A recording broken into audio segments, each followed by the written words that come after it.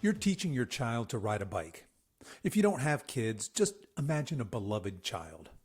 You've just taken the training wheels off for the first time and you're helping them get on the bike. With your hand on one handlebar and the other on the back of the seat, you slowly get them rolling. You tell your child you're going to let go on the count of 3. 1, 2, 3. You let go and they wobble for exactly 1/2 of a pedal rotation before falling over. What is your reaction to this failure? Do you tell this child that they are an idiot and a failure? Do you tell them they might as well forget the crazy dream of ever riding a bike like the other big kids? Of course not. You stand beside them and tell them that was a great start and that you're proud of them, and then you help them get back on the bike to try again. So why is this so different from the way many of us talk to ourselves after a failure? Maybe it's time to relearn how to parent ourselves. Or maybe, as my guest today says, it's time to learn how to kick ass compassionately, to celebrate small victories, learn from our mistakes, and discover the power of the restart.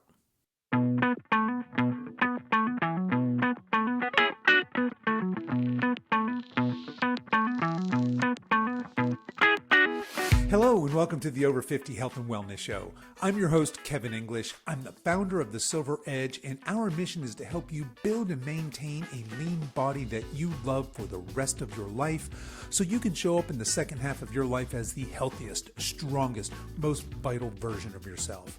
We have a great show for you today. Kathleen Trotter is back on the show, and she's going to help us become our fittest future selves.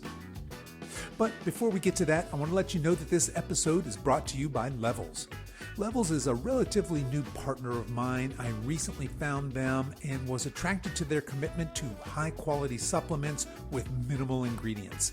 They give you all the good stuff without any of the junk found in so many supplements today. No sugar, soy, gluten, artificial sweeteners, fillers, or proprietary blends.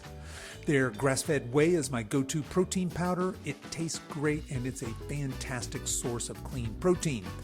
You can check them out over at silveredgepartners.com. Just click on the Levels icon, and because you're a listener of this show, you can get 20% off your first order when you use the coupon code TSE20 at checkout.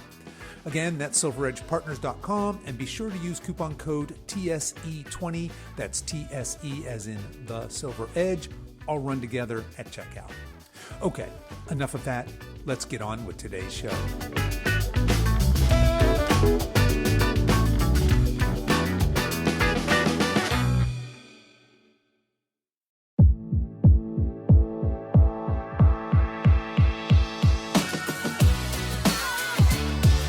My guest today is Kathleen Trotter.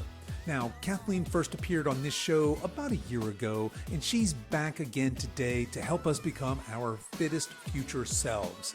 Kathleen is a fitness expert, media personality, personal trainer, writer, and author. And as you'll soon hear, she is incredibly knowledgeable and passionate about helping people live their best lives. She believes that we should all live our lives by design and not by default to become our best and fittest selves.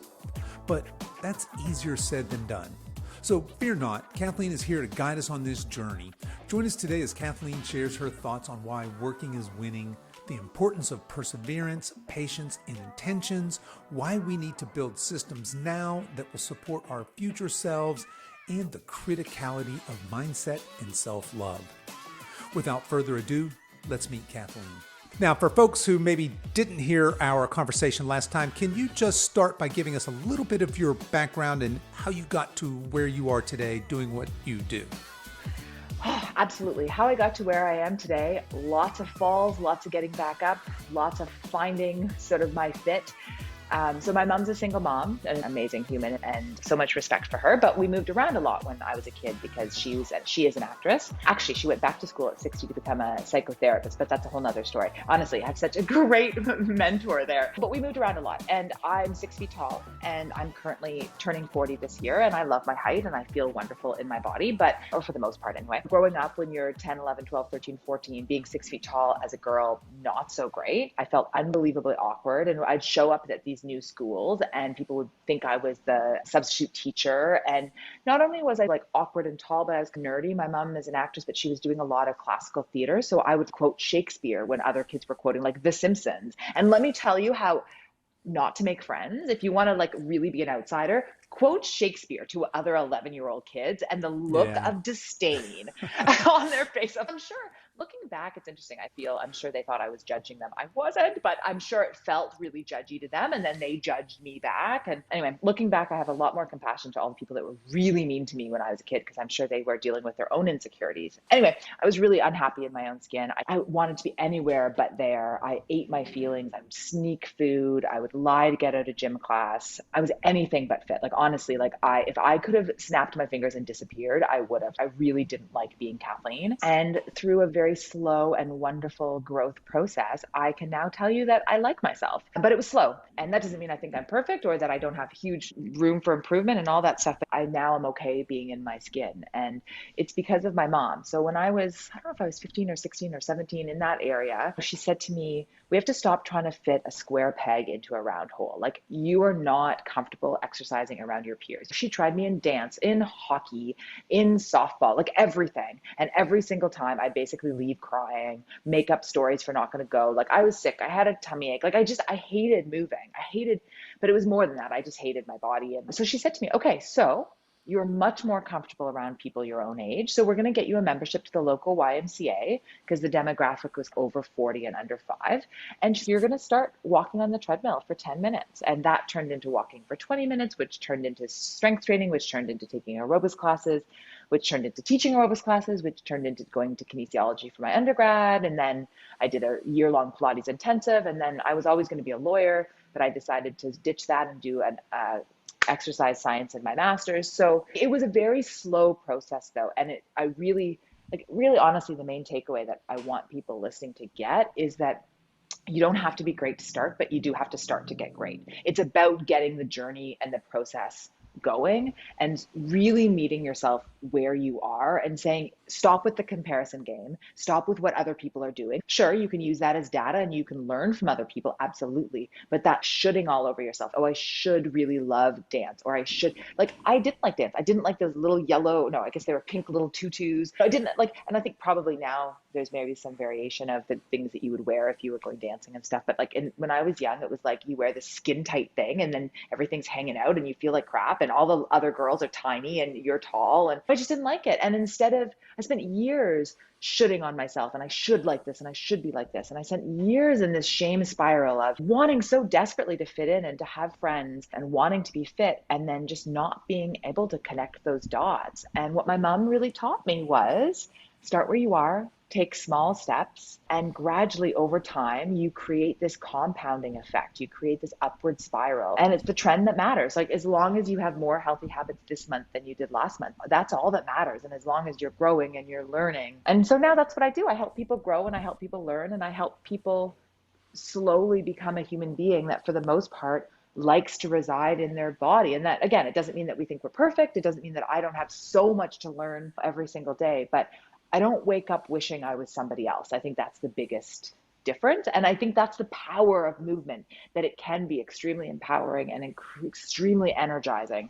And I think, unfortunately, with how our society uses movement, too often it's used to make people feel small and less than. And my mission is to say to people like, no, exercising doesn't make you less than. It makes you the larger, a better version of yourself, a more favorite version of you. I don't know. So does any of that land with you? Yes, it most certainly does. 100%. I love where you end up there talking about the power of movement, this transformative power, and that exercise very often is seen, especially by somebody who's not fit or doesn't have a background or history with exercise, as punishment, as something bad, as something that they have to do because they were quote unquote bad. I ate this or brutal. Who wants to get brutal. one precious life?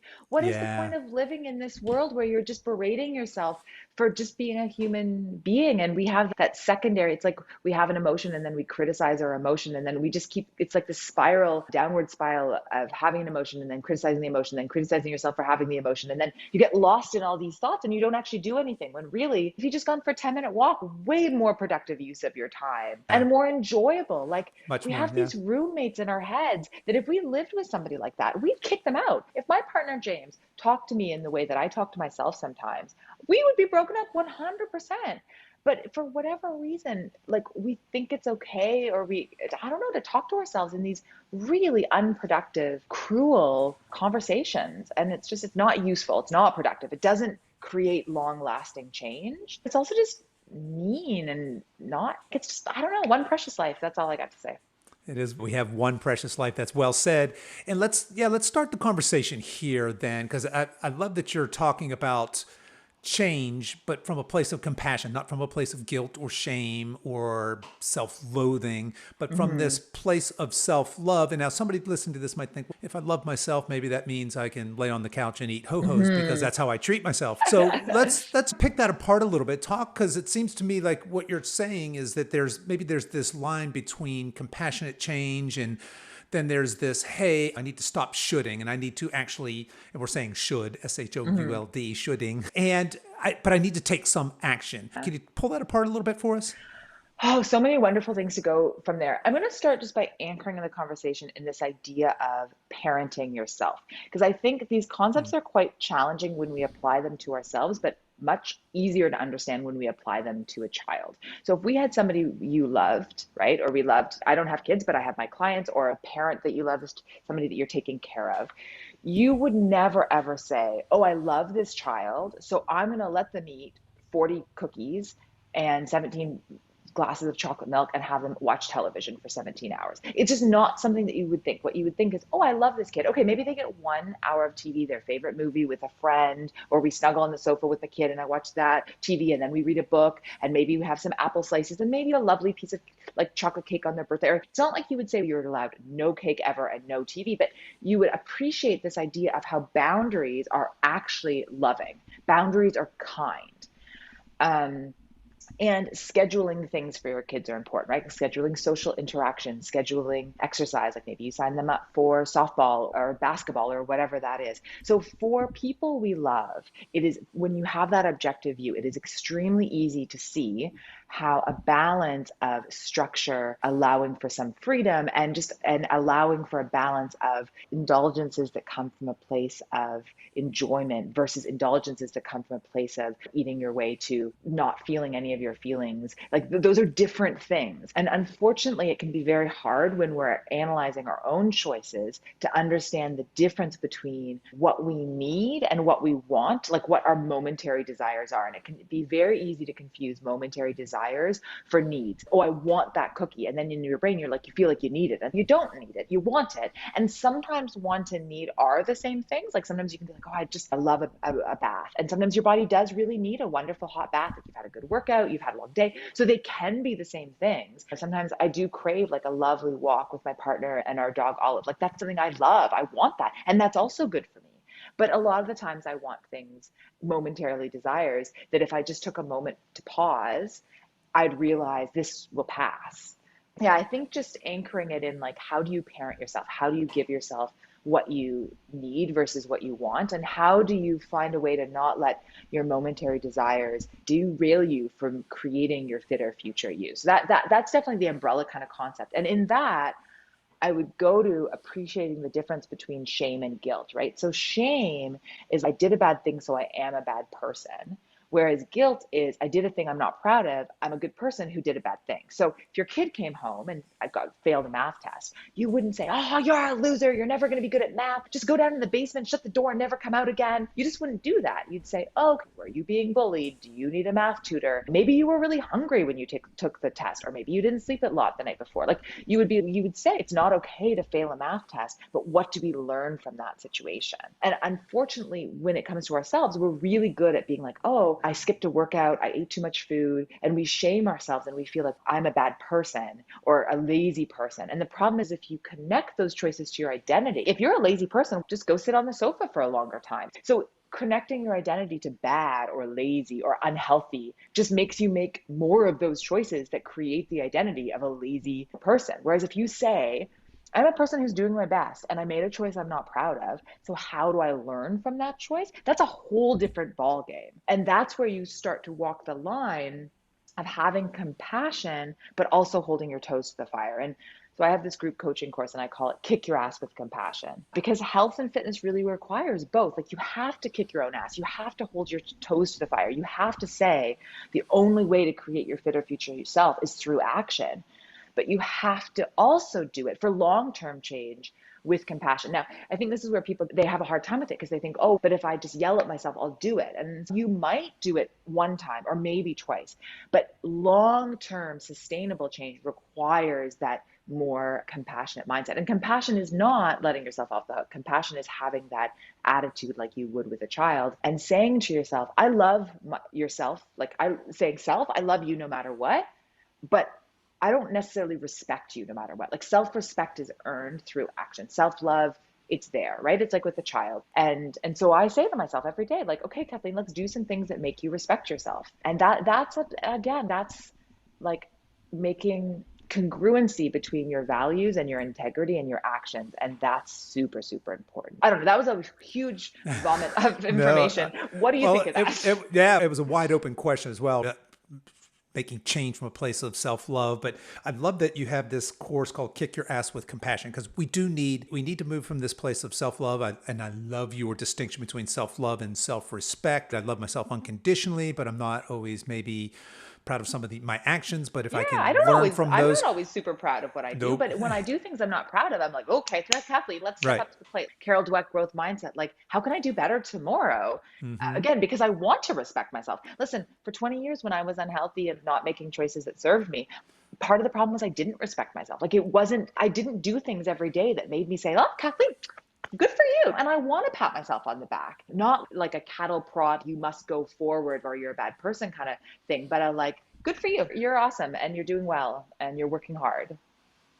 Yeah, because I think so many people I think that we can talk about motivation and why people find motivation to start things. I do want to talk to you about restarts and rebooting, because I think this might be a good segue into that. But I think a lot of people might start a health initiative out of this place of some sort of self-disgust or shame or guilt or whatever it is, right? And while that can be a very powerful motivator in the short term, to your point, there is no way that's going to last long term. It's not sustainable. It might get you started, but it won't continue on. Yeah. And if it does get you started, though, that's great. Like, sure. I'm not, and like a part of what I'm trying to say is there's no good or bad. There's principles that are guiding for sure. You can't start from zero and then run a marathon today and not expect to injure yourself. So there's definitely guiding principles: progressive overload, compassion, growth mindset, all that stuff. But in general, you can only be where you are. So if you currently are listening to this and you're like, Kathleen, self-love, like, that's a ball of baloney. Fine. Where are you now? And work from there. And hopefully slowly your thoughts, your self-destructive thoughts will become softer and you will learn that they're not actually helpful. That's part of the thing, is you have to you're not going to let go of those cruel, belittling self-talk if you think that's the only way you're going to move forward. So part of this process is, so try a little while using that self-talk of evilness, and guess where you're going to get? Not that far. So when you fall, then you think back and you think, oh, this is interesting. This is data to show that Kathleen might have a point. Okay. How do I learn to hold myself accountable with a little bit more kindness? But it's a process. You fall, you get back up, you learn, you fall again, hopefully not as far of a fall. And it's not only it's okay, it's an inherent part of the process. Like, we were talking before we started filming about technology. And I had this breakthrough a couple of years ago at the beginning of COVID, and where I was like, mishaps in technology is an inherent part of the process. It's not a bug, it's a feature of what's going on. Because I used to, when I was running my group coaching, if something went wrong technologically, I'd be like, oh my God, I'm a bad person. I should have understood this. I should have planned better. And like, then I realized, no, it's like if you drive your car, you're going to get some traffic. It's going to be hard to park, whatever. There are inherent issues with everything. And you're not a bad person if that issue comes up. You plan as best you can.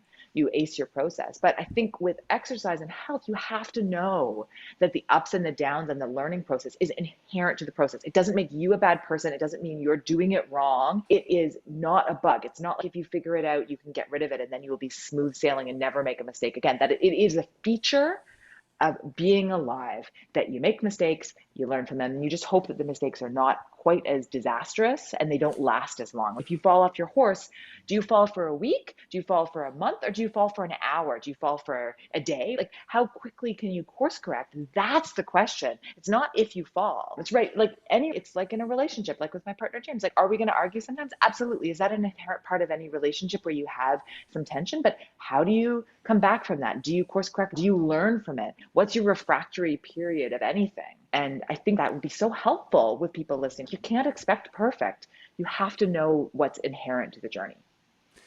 Yeah, I've not heard it put that way when you talk about it's not a bug, it's a feature. And we're talking about just quote unquote failure. Yeah. And I think a lot of people they expect progress to be like this. That linear.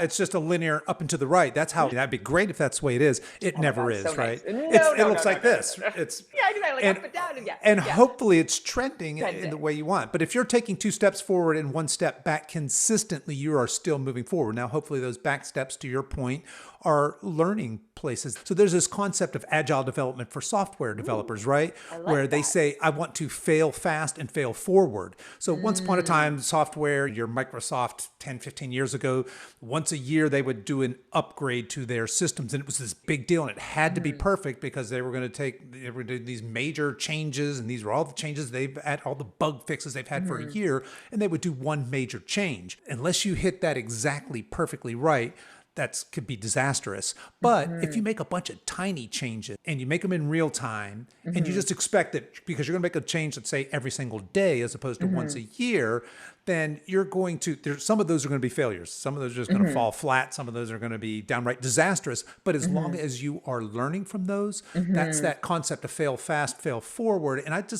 love that, applying that kind of a concept to other areas of my life, and fitness being one of them as well, as I try new things and that didn't work so well, but it's a small tweak. It's a small tweak, yeah. Okay, yeah. And then to your point, I course correct. Yeah. I think it's also just, exactly do I put it? I think it's almost like a definition issue. Like, you have to understand what you mean by failure. I think part of the issue with us as humans is we really think everything's almost like a light switch. It's either on or off. Like, I'm either successful or I'm failing.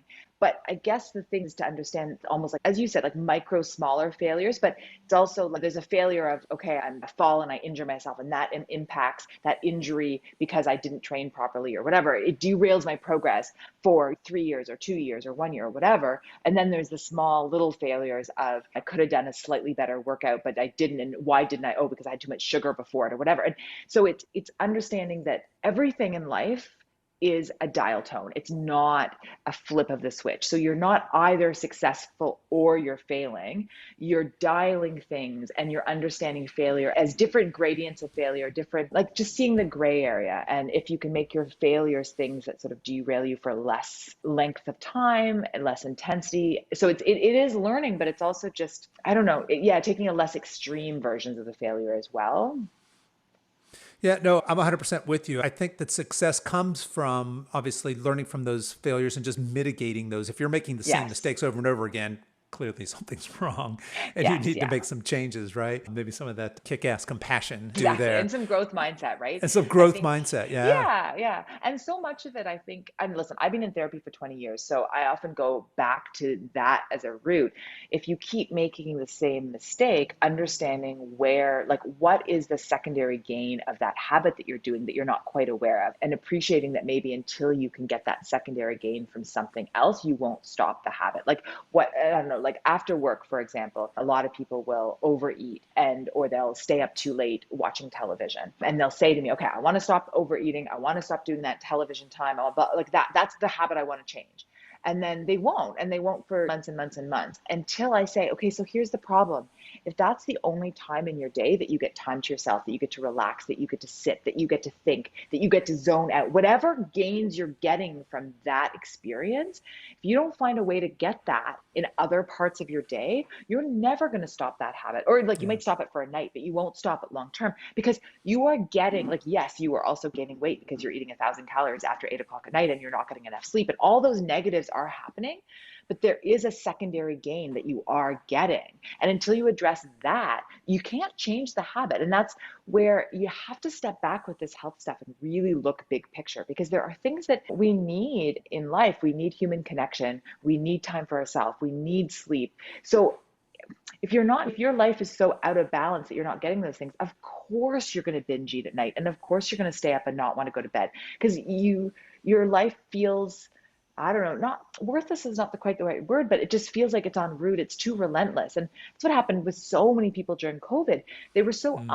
undiversified in their actions. Like they weren't seeing any of their friends. They weren't going out. So what did they do? They dialed in on the things that were making them feel good, which in the short term anyway, drinking a little bit too much, eating a little bit too much television. And the problem was they wanted to feel like they had something in their life that was fun. And the fun in other aspects had been either diminished or completely deleted. I guess what is my point of all that? My point is to people listening to, again, it goes back to the compassion and the growth mindset. If you have a habit that you've been wanting to change for years and you haven't been able to, okay, so take a look, like what is that habit giving you? And think, how can you change, tweak little things in your life? Like maybe you need a 15-minute like coffee break at 10 in the morning and 3 o'clock that maybe has nothing to do with coffee, but it's just a break where you go for a little bit of a walk and you have some you time. Or if you love to read a book, take a break and do 10 minutes of reading. And then maybe at 9 o'clock at night, you'll be able to be like, you know what? I can go to bed right now because I know at 10 a.m. tomorrow morning, I'm going to get to read my book. So whatever it is, find ways to give yourself what you need in a way that serves you versus falling into these patterns that are giving you something, but is also giving you so many negatives. Yeah, 100%. I think we see that a lot, that people have these quote unquote bad habits. And for those of us over 50, some of us have had that ingrained into us for decades. But to your point, backing up and say, okay, what is that serving? Because it's serving something, or It's it wouldn't something, be or you there, wouldn't be right? doing it. You wouldn't be doing it. Yeah. And you may Yeah. intellectually know, okay, this is a bad habit. I'm binge eating at night, for example, a very common one. And it's not a problem the problem isn't that you don't know. It's not a knowledge problem. Yeah. Probably that's not a great idea. Yeah. Having all those Cheetos at 10 o'clock at night, it's not serving you, but it is serving you in some way. So getting to the bottom of that, absolutely. Kathleen, I wanted to talk to you a little bit about fresh starts, new seasons. So Okay. folks are going to be in their holiday season. And I'm sure you can relate to this as coaches. What we see a lot of times is people at this time of year are like, I don't really want to start anything. And Totally. you got making excuses. I want to enjoy the holidays, and we should enjoy the holidays. That's why we have Yeah. them. But We have this mindset of, hey, I'm going to start January 1st. So let's talk a little bit first about just starting and restarting. okay. Yeah. Specifically, yeah. Yeah. Okay. So if we look at the fresh, so psychologists often call it the fresh start effect, which is like the power of starting something new.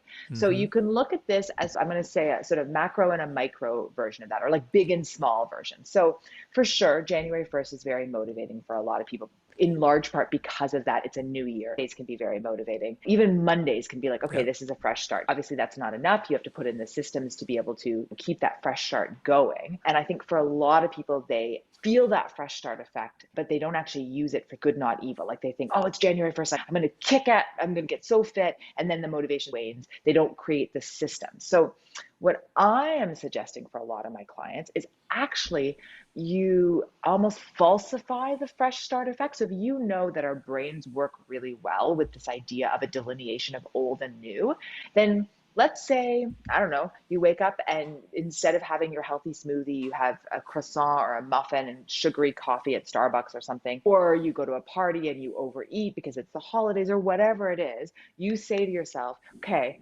I just had breakfast that didn't quite serve me. Lunchtime, fresh start. My lunch is going to be filled with vegetables and I'm going to drink lots of water. You go to a party in the evening. Instead of saying, oh my God, this means I'm just so tired, I'm not going to get up tomorrow morning, think, okay, tomorrow, fresh start, I'm going to exercise.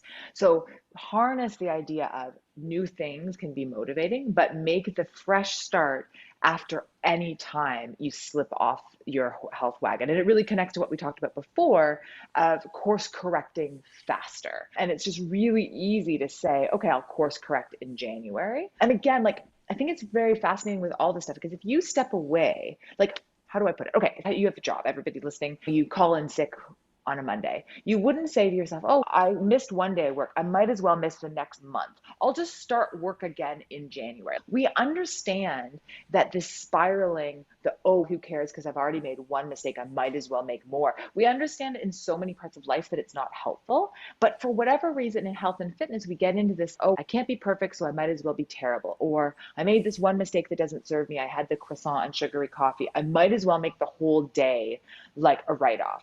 And it's not truthful. It's not helpful. It's this black or white thinking that's this cognitive distortion that just doesn't serve us. And again, like our brains are strange. If I said to you today, okay, you just poured a little bit of mustard on your shirt, does that mean you're going to take the entire bottle of mustard and pour it over your head? You'd be like, Kathleen, that's crazy. Like, why would I do that? I would just take a cloth and take the mustard off my shirt. And that's what I'm saying to you. So you make a choice you're not proud of. That's a little bit of mustard. So just go for a walk, have a glass of water, fresh start wherever you are. Instead of what most of us do, which is I just had one glass of wine. I know I said I wasn't going to drink, but you know what? I've had one, so I might as well have 7. Let's pour the mustard all over myself. Let's get in the bathtub with the mustard and just roll around and get it everywhere. It goes in my ears, goes up my nose, why?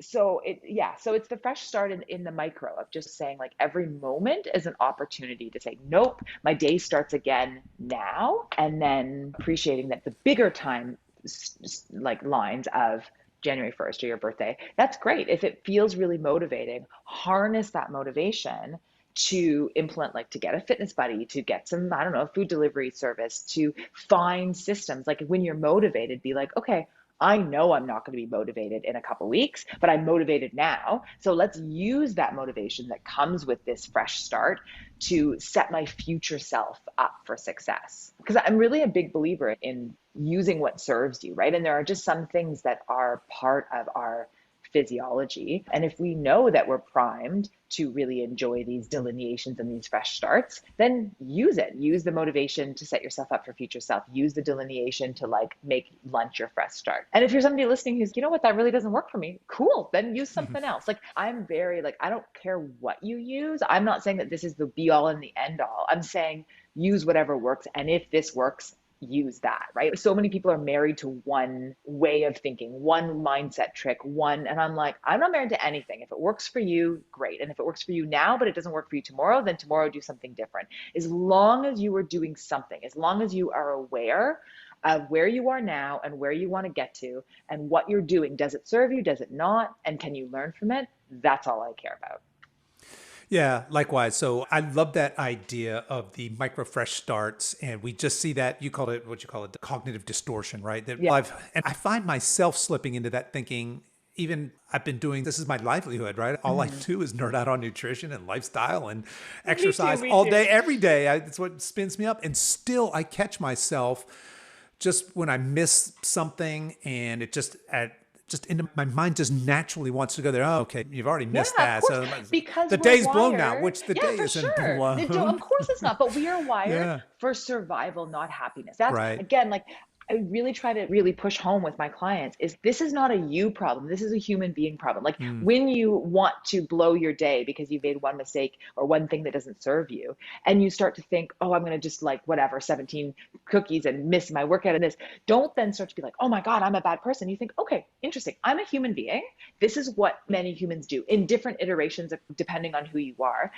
Just because I think it, like thoughts are not facts, thoughts are not acts. I can think whatever I want. I can have as much humaning going on in my brain as I want. It doesn't matter.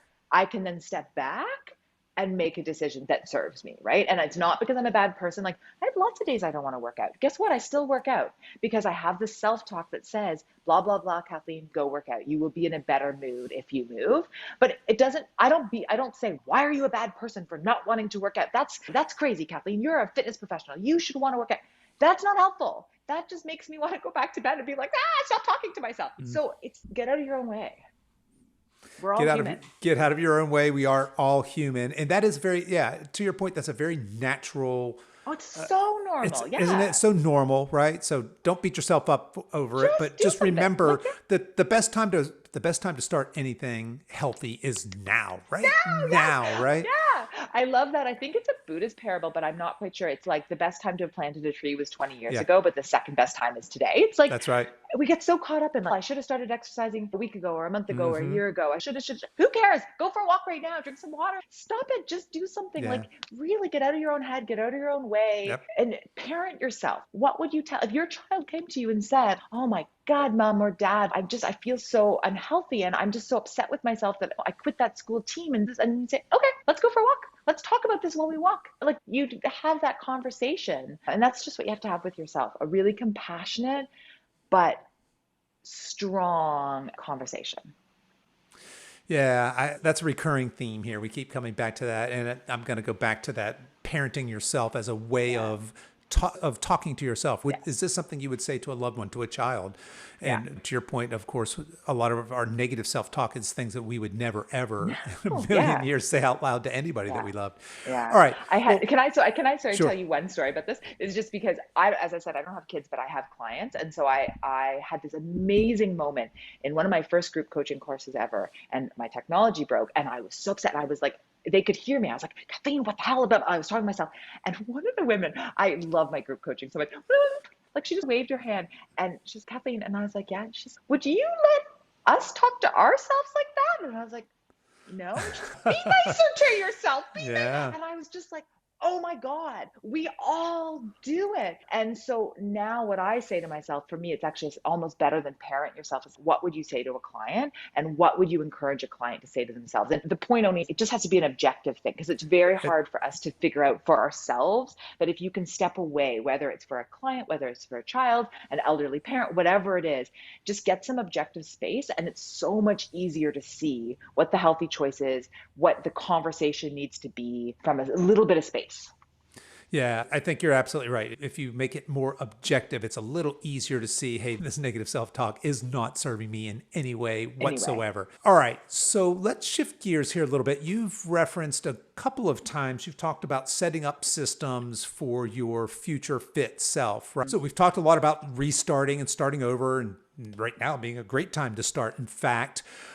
And you're talking about this idea of, okay, I am where I am today, but I want to be in this other place. I want to move here. We know that motivation isn't going to get us there, and just the drill sergeant part of us isn't going to get us there. The negative part of us isn't going to get us there over the long term. Some of those things might help us get started. But you talk about setting up these systems. What might those systems look like? If somebody's kind of trying to conceptualize what we mean by systemizing this for our fittest future self, what might that look like? I love that question. So systems are things that constrain future you. So think about it this way. Motivation is akin to an emotion. So it comes and goes. So I am all for when you, as I said earlier, when you feel motivated, great, harness that and to set up these systems. But systems are things that make your less motivated self stay on target. So it can be a fitness buddy. It could be having a personal trainer. It could be setting your clothes out the night before. I had a great example of this on another podcast. The host's alarm randomly went off. I think it was to remind her to drink water, but I forget. It was an alarm to do something. And she was so embarrassed. She's like, oh my God. And I was like, no, this is perfect. This is Yeah. an example for the listeners. This is a system, right? Like our brains are so cognitively overloaded. We have so many things that we're all really trying to balance, like work and life and friends and family and health and all that stuff. And so it's very unrealistic to say I'm going to remember to do all of these things and I'm going to be motivated all the time. So systems are things that when you feel unmotivated, when you feel lethargic, or not even when you feel anything, when you're just overwhelmed and busy, the system breaks into your thought pattern and breaks into your day. And it says, you remember a month ago when you said you wanted to get fit? This is the time to do it. So an alarm to drink water is a great example of a system because you can be sitting at your desk for hours tunneling into work and you totally want to drink water. The water bottle's even right there beside you, but you forget because you're into work. And again, it doesn't make you a bad person. It doesn't make you lazy. It doesn't make you any of those things. It just makes you human. Yeah.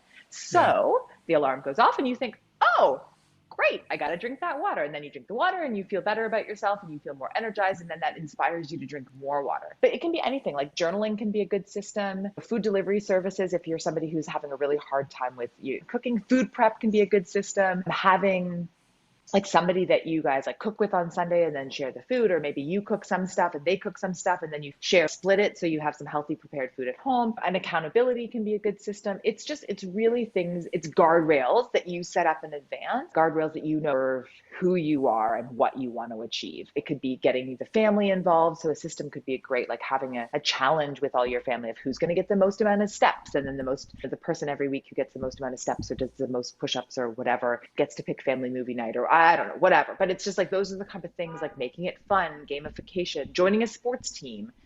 Yeah, I don't know. Do you have a favorite system? Like, do you have a fitness buddy or somebody that keeps you on track?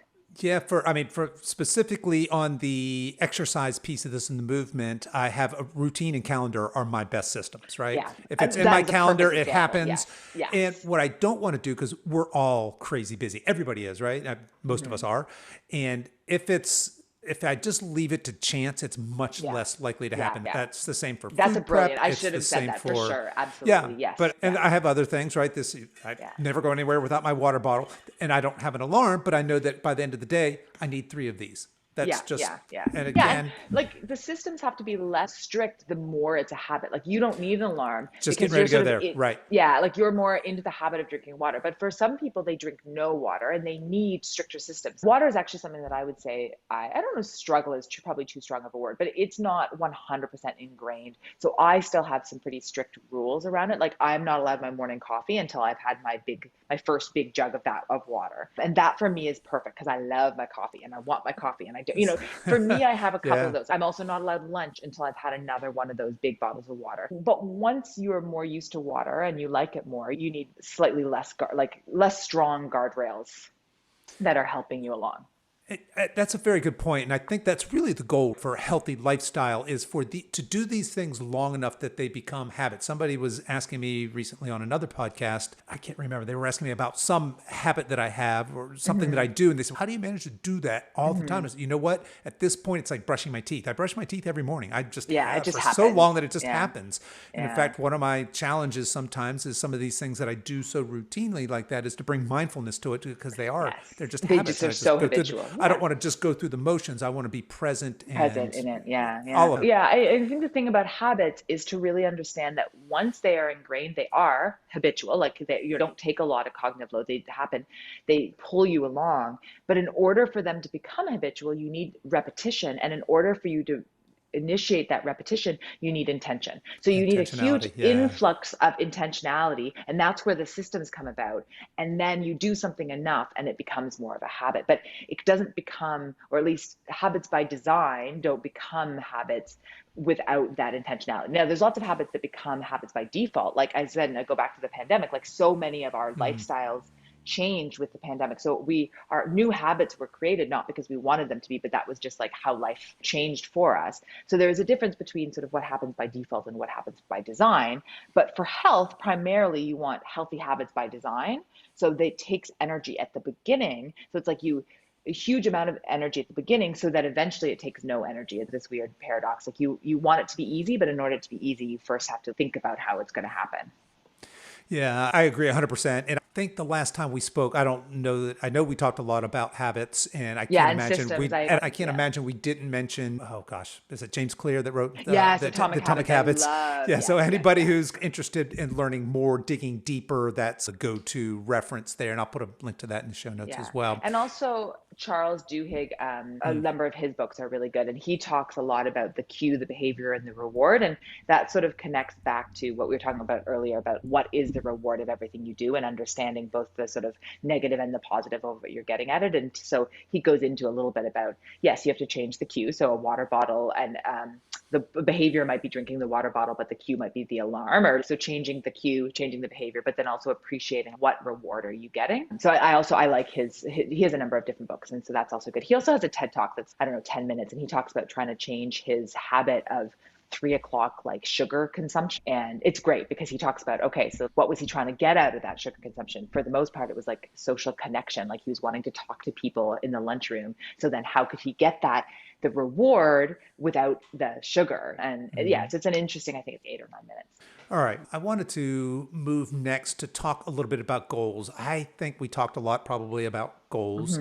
And I think it was you that brought up to the first time that I'd heard the concept of infinite goals versus finite goals. Yes, Was that 100. you? I Yeah, have that? good Okay, memory. good. I'm All right, impressed. good. You're talking, I'm thinking, okay, I want to go to goals next because we're talking about now motivation. That's the start. We're talking about these systems that's going to get us moving, but we need a roadmap where we're going, right? We talked about the state A where I am now, state B, this desired future state, my fittest future self. And what let's move into goals and talk a little bit about maybe the journey versus Yeah. the end result. I think I that might like be that. it. Yeah. Yeah. Yeah. Short versus long-term goals. Yeah. So I think the first thing to say about goals is they have a survivorship bias that people who, are very successful will often quote their goals. This was my goal. So I think everybody listening should really be aware that everyone has goals. And people who are unsuccessful usually often also had goals. They just didn't reach their goals. So a goal, I'm not arguing that a goal is bad. A goal is definitely necessary, but it's only a step in the process. And you cannot think that because you set a goal, you are going to achieve that goal. So a goal without systems and without a plan and without intentionality is just a wish. Yeah. So take away any sort of like the power of the goal that you think. Like the only power of the goal is that it gives you, as you said, the end line of where you want to get to. But if you do not take the steps to get there, you're never going to get there. So that's critical. Think survivorship bias, think goals, think GPSing your health as well. Because if you're trying to drive somewhere and there's a traffic jam, okay, so you have to find a different route to get to the same place. And unfortunately, with health and wellness, we all have these goals. And inherent to the process are these failures and these traffic jams.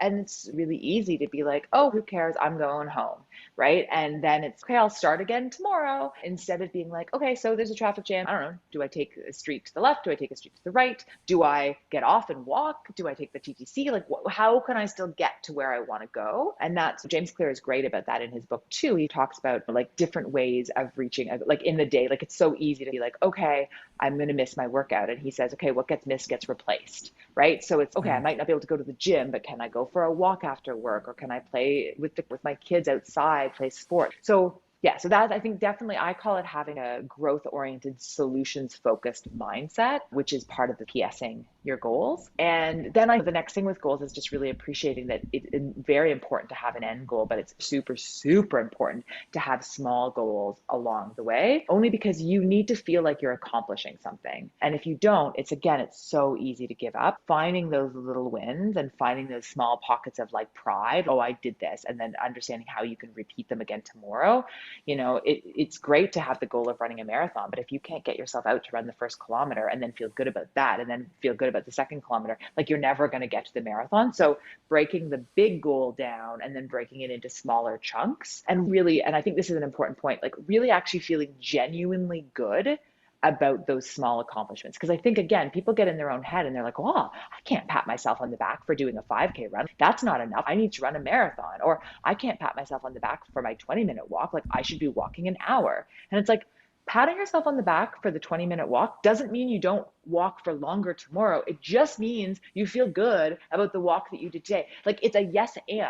It's not that you're like, oh, yay me. Okay, now we stop. It's a, oh, yay me. And yes, let's do more. And that's, again, it goes back with the kicking your ass with compassion. Be kind to yourself. Be proud of yourself. And do it again tomorrow. So it's not, I think people, I don't know, we don't like, being like soft on ourselves or something. We think, oh, if we give ourselves too many kudos, we'll just stop. But it's just not true. And there's such a scientific basis for this, of also just like the idea of the dopamine release that we get, because dopamine is like a reward-based neurotransmitter, right? So I would actually really suggest, you can put in the show notes, or anybody listening, there's an interview with Andrew Huberman on impact theory. It's, I think, the first time Huberman was on impact theory. And he talks all about the neuroscience of small goals and little wins. And if anybody thinks that giving yourself kudos for small wins is a soft thing to do and not helpful, you listen to that podcast, the neuroscience will absolutely change your mind. It's not being easy on yourself to say you did something well. It's making yourself understand that all of those small things add up. And if you are not proud of yourself along the journey, you will never make the destination. 100%. And as you're saying that, it occurs to me, I think we referenced that exact same podcast last Maybe. time as well. I think so. Yeah. 'Cause It is one of my favorites. I think I heard that from you. Yeah. But yeah, 100% celebrate those small wins and keep in mind that these small steps, even if they're tiny steps towards your goal, if done consistently over time, they can have a tremendous impact on your life. Yeah. That's what the journey is. Yeah. The 1,000 steps isn't one giant step. It's 1,000 steps, Yeah. right? Yeah. And the coin that makes you a millionaire is not like that coin only matters because of all the coins that came before. It's Right. to reference a couple of things we've already spoken about. It's the compound effect that James Clear really talks about in Atomic Habits. So yeah, I think it's super important. And I would even take away, like you had a qualifying word of, even if the steps are smaller, or no, just small steps. I forget what word you use, a qualifying word. And I would say there's no just small steps. Like you literally, the destination will not be accomplished without the steps. Like you cannot get from A to B without stepping like from there to there, right? And you don't make a kilometer by jumping the kilometer. You make a kilometer by walking the entire kilometer. So it's not, again, it's inherent to any success. Or they talk about that any overnight success occurred over 10 years. It's the same thing. Like all of a sudden, you will accomplish your goal. You will feel fitter. You will feel more energized. But it's actually not all of a sudden. It's the Buddhists have this phrase. Oh, what is it called? I think it's like gradual progression, immediate awakening or something. That's not exactly right. But it's basically this idea that you like gradually build and then all of a sudden you feel this like bolt of something. And that's, I think, what we're talking about is like, so slow steps. And then all of a sudden you're like, oh, I feel really good. Or I just ran a marathon. Or, oh my goodness, I lost 20 pounds. Yeah, 100%. All right, Kathleen, I know we are running up against our time here. So why don't you tell us what's next for you? What do you have on the horizon? Thank you for that question. In the next month or so, we will be launching a reset program, which is a 6 to 8 week digital reset program. So it's obviously digital, it's online, and it's a combination. It's 2 phases. So if you haven't been moving in the last little while and you want to do that reset, that fresh start. So the first 2 weeks is really just getting you back into the habit of moving, a lot of stretching, foam rolling, walking, just getting you aware of your choices. And then the second phase is where we start to do different strength training, lunges, squats, all that sort of stuff. So it's a really nice phased approach to the reset. And in that first 2 weeks, a lot of it is like getting your brain to connect with different muscles. So can you engage your glute muscles? Can you engage your deep core? Can you work your pelvic floor correctly? And then you put all of those little pieces together into the second phase. So I'm actually really excited about that because I've never done a digital program before. I've always done these live, like I have this 5-week Kick Your Ass with Compassion course, which is fantastic. But in order to do it well, I can only really have like 8 to 20 people in the course at one time, or it's just way too overwhelming. So there's so many people I don't get to work with. And so this digital course is my hope or my opportunity to work with more people. So yeah, I'm doing that. I'm really excited about that. I just finished my level 4 Eldoa training, which I'm super excited about. Yeah, so I'm always like enjoying learning. And my mom actually has a movie in the Whistler Film Festival in December. So we're going to go to Whistler. Yeah, lots of fun things on the agenda. And I'm doing a group coaching in November and then probably another one in January. Okay, so perfect segue then. How can people get in touch with you? What's the best way? My website is KathleenTrotter.com. And on the website, there's lots of great like book reviews. We talked about James Clear. We talked about Carol Dweck. I do book reviews there. So if you're curious about how those books might pertain to your health journey, you can take a look and you can read that. I also have these Monday Move exercise videos and lots of blogs and stuff. So if you want any resources, KathleenTrotter.com. And then I'm Fit by Kathleen T on all the socials. And I'm always excited to hear people's questions. So if you listen to this and you're like, I still don't really understand what a system is, or what do you mean by a finite and an infinite goal and all that stuff, just send me a message and I'm happy to explain more. Fantastic. And folks, I will drop links to all of that information into the show notes so you guys can find that there. Kathleen, I want to thank you so much for coming on the show today, sharing your wisdom, your knowledge, and your passion with us. And I encourage you to keep up the great work and wish you all the best in all your future endeavors. Thank you. It was my pleasure. And I want to say thank you for the great questions. I love that. Not all podcast hosts have thoughtful questions that come from the conversation organically. And yeah, I think you're great at what you do. So I appreciate you.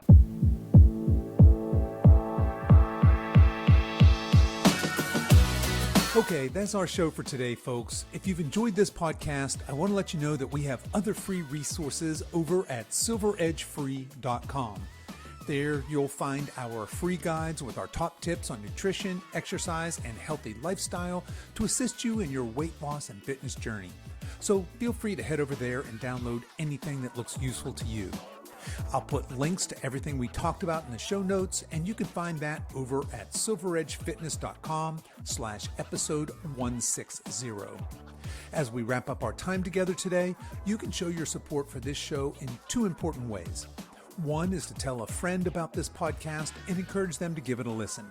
The second is for you YouTube folks to click the like and subscribe buttons, and for you podcast folks to consider giving this podcast a 5-star review on whatever platform you listen to podcasts on, and be sure to subscribe and follow so you don't miss any future episodes. I really appreciate you spending your time with me today, and until next time, stay strong.